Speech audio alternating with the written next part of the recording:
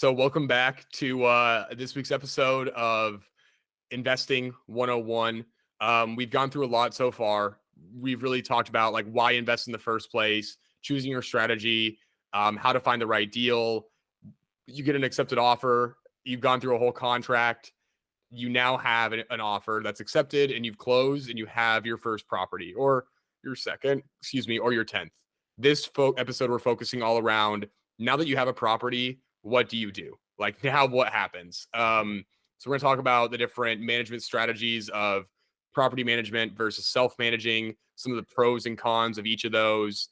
Then we're going to talk more about like what that actually means for you as the owner, as the investor, with what option you go. Hopefully you walk away with this just feeling a little bit more equipped of like, what does it actually look like with the management phase of the whole property, to make a decision on, do you self-manage, property management, and kind of what that day-to-day looks like. Yeah, I think the number one thing I like to tell people about, like after you close on your property and / when we're still actually looking for and running our numbers, is we go from like, you see the property, you put it in your spreadsheet. Now we've done our inspections, negotiation, you get the property. Good deals can become bad deals by poor execution and vice versa. Like an average deal can become a great deal if you manage things like vacancy. That's like a silent killer out there, is one thing. Being able to make sure that you increase your rents over time. So like how you manage your deal is actually going to be what determines if you're successful or not. Or, in other words, that's self-management, or the actual manager that you choose and how well you manage them.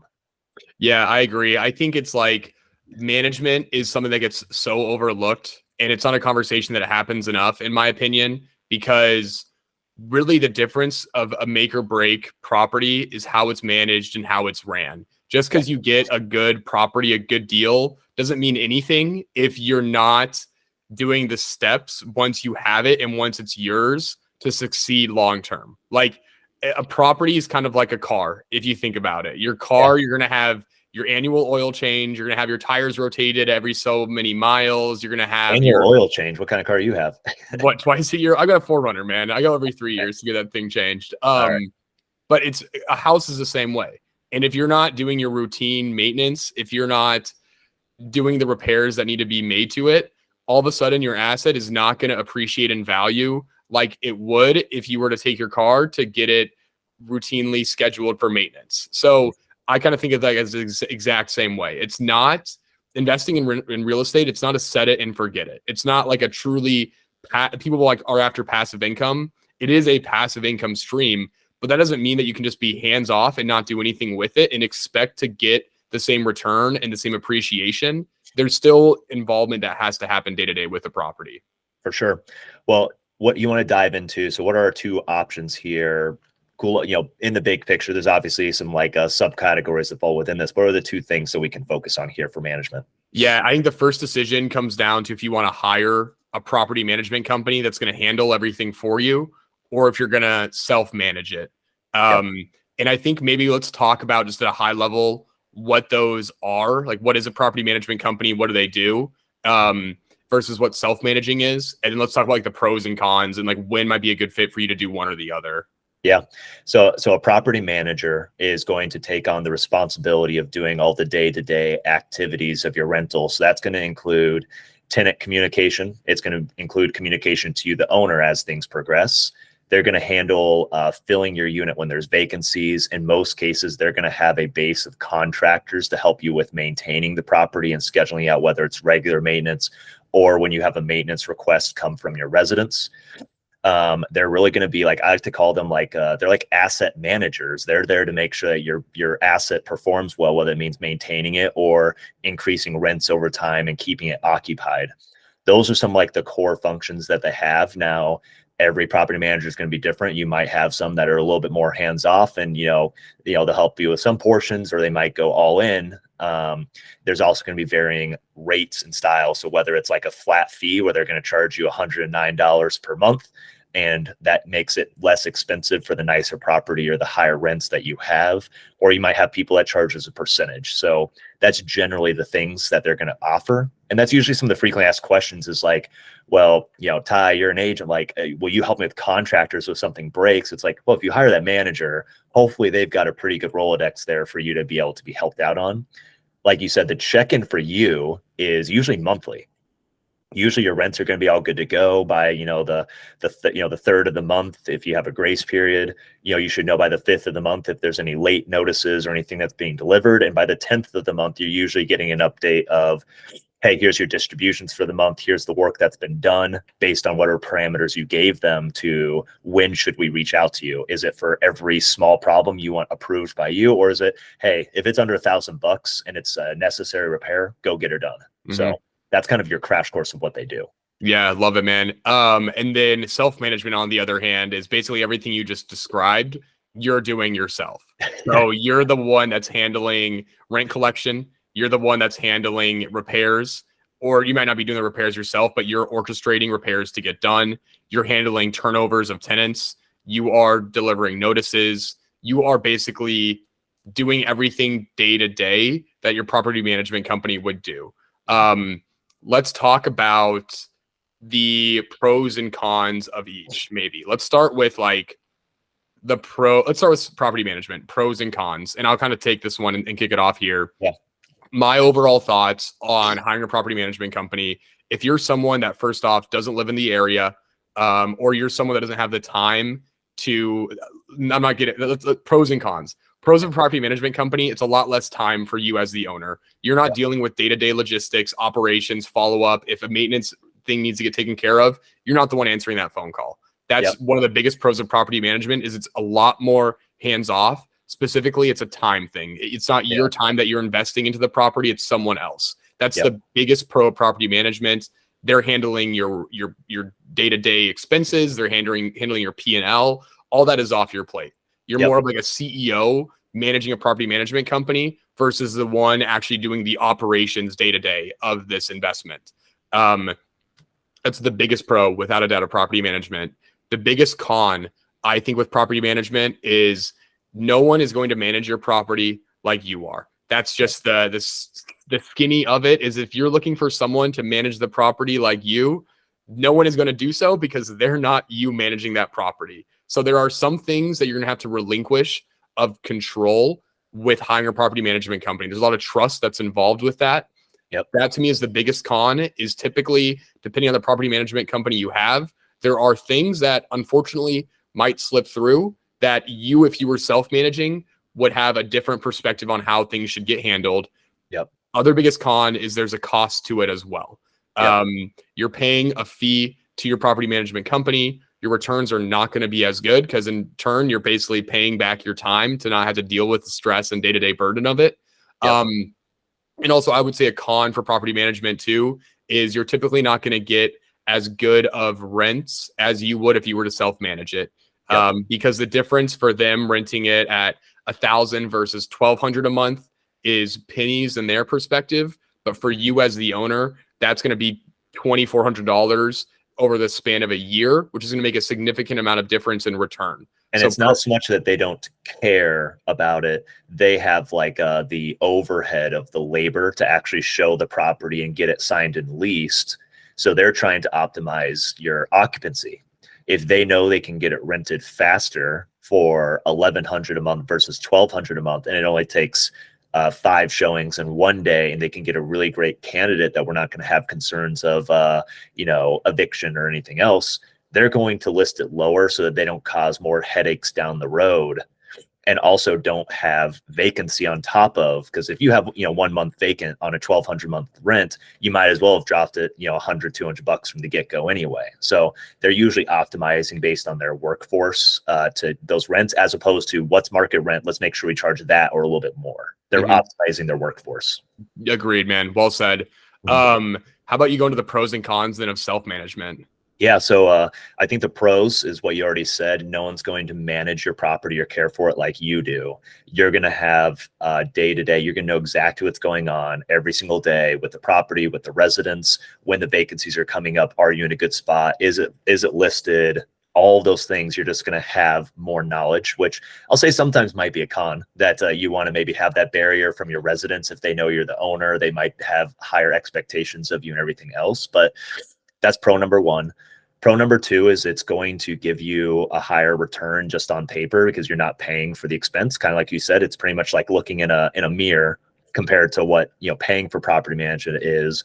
I think one of the hidden benefits is you get to learn what to expect from your property manager in the future of when do I know they're doing like the right things versus the wrong things? Because most people, even though they might start with self-managing, over the years will transition to using a property manager to become more passive, especially if your cash flow is growing, your rents have gone up, everything else. So like, I think getting, I guess, your feet wet with the management process will really help you understand like how you would expect a manager to do your management in the future. And again, you get to pick your own contractors. You can bid out multiple contractors. There's a lot of cost savings you can discover. They might have a go-to plumber or electrician because they're always responsive on the property manager side. That could cost you more money than essentially a pro, as you could save money by sending out 5 different quotes. You're going to use more time to go get those multiple quotes, but you might be able to optimize your expenses more efficiently than what a property manager could. Those are some of the pros. The cons are the proverbial leaky toilet, or my plumbing exploded at midnight call that very rarely happens, but you're definitely happy when you have somebody else answering that phone call for you. That's probably the main thing, is that you're the main point of contact. It all flows through you. And one of the biggest negatives you kind of said is like it does take time, and that's usually the biggest reason to hire a property manager. Is property management is a communication game, and it's also a time game where you have a tenant issue come in, they call you, you call the contractor, see when they're available, you pass that then back over to the tenant to see does that work for them. They don't respond, or they say no, it does not work. You go back, okay, what other times do you have? I'm no longer booked out for, I'm booked out for 2 weeks, go call somebody else. You wish that, and you think that you could resolve this in 15 minutes between, work meetings when you're working remote or whatever else, and just call contract, call to tenant, boom, it's done. But unfortunately, it's a big communication game. That's probably one of the biggest cons that I see, is whether it's coordinating showings, lease signings, work. It's kind of like an all day thing. Every time that something pops up, it's only 5 minutes here, 5 minutes there. But if you let that lapse, that's where all of a sudden you haven't got something done for 5 days, because every single day it pushes to the next. That's the biggest con of self-management. Yeah, I'm with you, man. It's a lot more time involvement. It's like a death by 1,000 cuts. It's how I like to think of it. It's a lot of little things that can come up that over time, when you're a professional working day to day, it can become a burden to try to call contractors, line them down, everything you just said. Management is super simple, but it's very hard to do. Yes, anyone can do it, but it's there's a lot that goes into it behind the scenes. Yeah. Let's talk about when a person should, like, what kind of persona someone should be if they want to hire property management or if they want to self-manage. And I guess like I'll kind of kick this one off here. If you're someone that has a tough time, I think also location of your properties is going to be a huge consideration. If you live in the same market as your properties, you are probably going to be able to self-manage that a lot easier than someone that lives remotely. With that being said, though, I do have a lot of investors that I work with that live in different states, live in different time zones, that are able to self-manage from afar. So it is possible. It's more of a challenge, though, because you're not going to be there. You can't like drive by the property and see what's going on with it in person. Yep.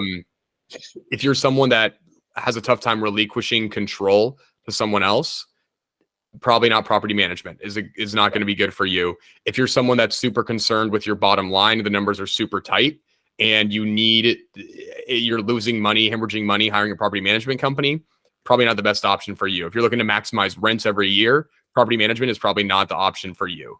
That's kind of like if you're handy, I guess like when self-management is right for you is if you're handy, if you have time, if you have systems in place to optimize the day-to-day operations and kind of have just like a smooth process worked through of how you're going to handle tenant turnovers, you have contractors that you trust, you can get over there and check things out, or people that can, or you can develop those networks and relationships pretty quickly. To me, that makes sense. Then you can self-manage. Yeah, I feel like the most perfect persona, or the most likely scenario where you're going to be super successful, is the house hacker. You live in one side of your duplex and you rent out the other.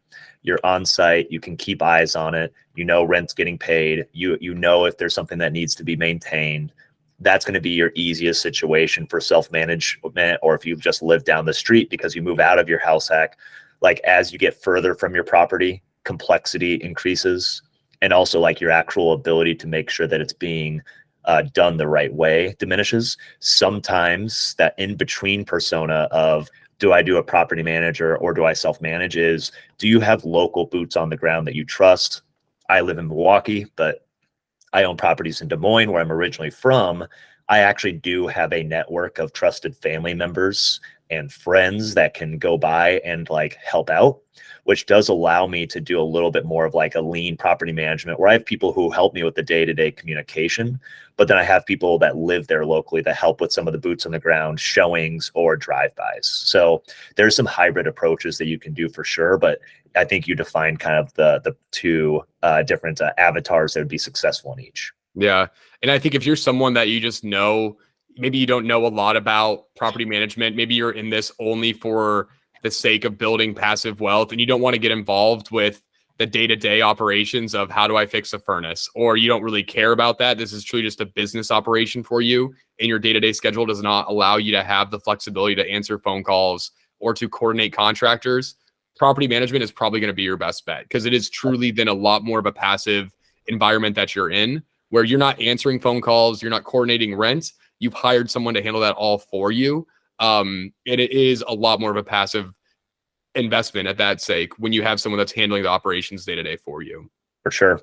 Do you just want to go into like the high level? We can't talk about everything that you have to do to manage a property, but do you want to go through like a couple hit list things of what I find to be the most important of, like, let's call it like the life cycle and your relationship with a tenant? Yeah, I think we should. So talking like self-management 101, Yeah. My whole philosophy when it comes to property management is the relationship between the landlord and the tenant is the most important relationship for an investment property. If you as a landlord respect your tenants are therefore going to respect the property and let you know when things need to get taken care of. Where I see properties that are in bad condition, it's because there's a bad relationship between a landlord and a tenant. There's some friction involved. The landlord does not have the tenant's best interest at heart. The tenant then therefore thinks, why would I care about this property? And then therefore the property becomes distressed. The tenants don't care about it. You have to respect your tenants as a property manager if you want to have success, plain and simple. And I tell every tenant that like, that is my philosophy. I want you to be taken care of because I want you to live here forever. I don't want to have you move out and get a new tenant in there. And so that is the most critical piece of information. I think it's all about that relationship that you have. You respect your tenant, the tenant respects the property. So that's like step number one, just philosophy overall.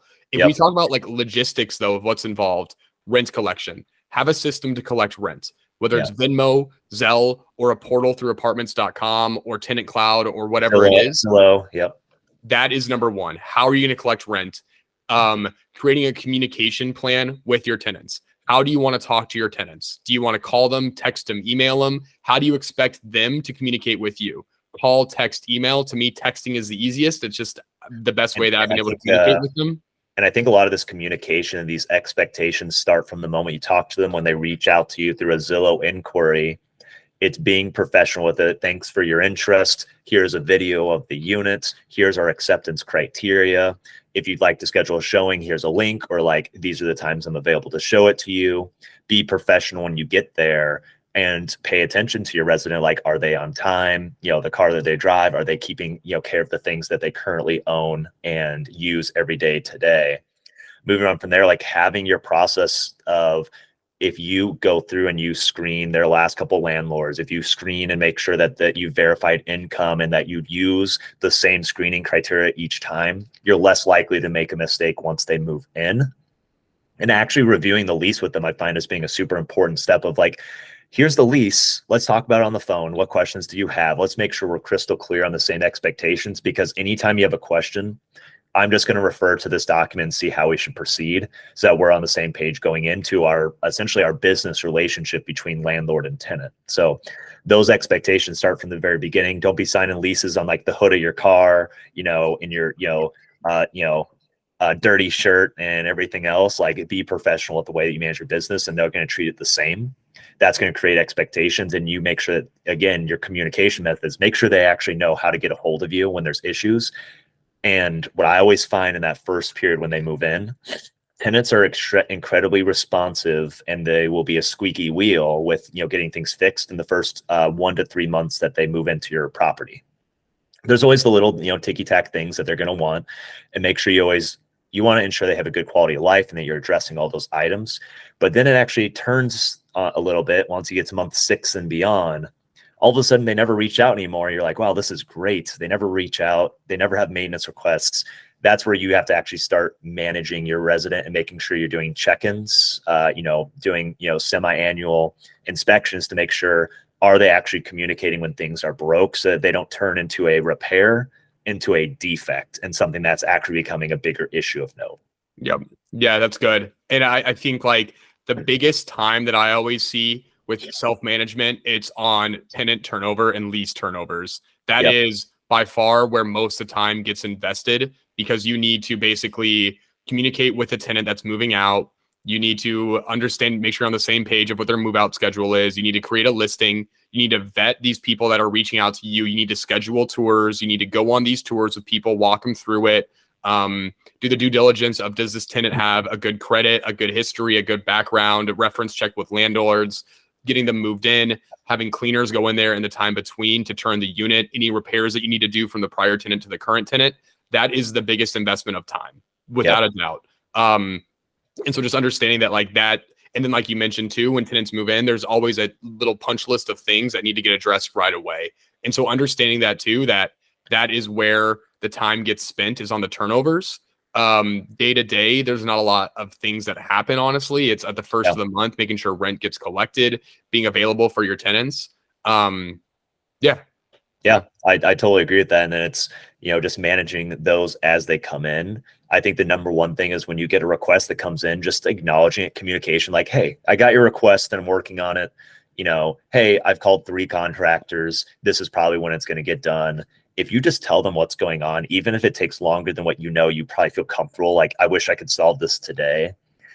Usually just the amount of communication you do is what they're looking for, because they just don't want to be kept in the dark. Remember, this is literally their home. And when they essentially have a barrier between them having a place with a good quality of life is you just not answering your text messages or phone calls, that's a really tough position for them to be in. And it also creates discouragement for them too, to report things that need to get fixed in the future. Yep, absolutely. Cool. I think that's the biggest thing. I mean, obviously there's a bunch of things that can happen, tenant disagreements, whatever else. There's a lot of, rabbit holes that we could go in here that not sure I want to provide that advice. That's usually why you want to be a part of like a good RIA, a real estate investing group, have a good mentor. I know I have a lot of those situations with my clients where they just shoot me a text and say, this happened, I'm thinking of doing this. What are your thoughts? Having those mentors to solve those one-offs is going to be super important for you. And a lot of those mentors and those RIAs are going to have resources to contractors and everything else you need to be successful as well. Yeah. I think it's also good to get familiar with the tenant obligations and the landlord obligations and what your rights are. I know that you could find the statutes. If you just look online on your local government website, you could find exactly what you can and can't do as a landlord. I think it's always good to know exactly what your rights are, what your tenants' rights are, what can be in a lease, what cannot be in a lease, just to make sure that legally you're following all the guidelines and regulations from your local municipality. That is just to protect yourself, is also extremely important. Have a lease also. Like, that's something that we didn't talk about, but like the first time I was drafting up a lease, it took me a long time. And then now I've got one that I like, where it's a lot quicker of a process, but just know that first lease you put together, probably going to take longer if you're like pulling from one from somewhere. So, and then I would also think it's good to like have a good network of contacts as well. If you're self-managing, plumbers, electricians, handymen, those are kind of things that are nice to have on deck as well too. Absolutely. Well, what else do you have for those considering self-management versus professional management? I think that's kind of all I've got, I would say. Like, that's kind of the jits, the high and skinny version of it, I think. Yeah, I agree. If you want to, learn a little bit more about the management process, there's a ton of great resources, books out there in the Bigger Pockets ecosystem, as well as you're going to have your mentors and your agents. So reach out anytime, or feel free to drop a comment, shoot us a message if you want. Yeah, love it, man.